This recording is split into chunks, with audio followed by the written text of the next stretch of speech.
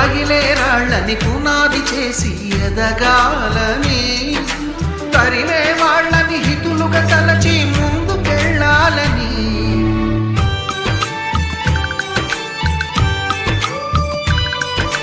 కన్నుల నీటిని కలల సాగుకై వాడుకోవాలని,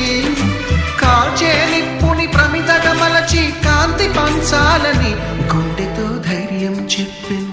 చూపుతో మార్గం చెప్పెను, అడుగుతో గమ్యం చెప్పెను, నేనున్నానని నీకేం కాదని, నిన్నటి రాతని మార్చేస్తానని.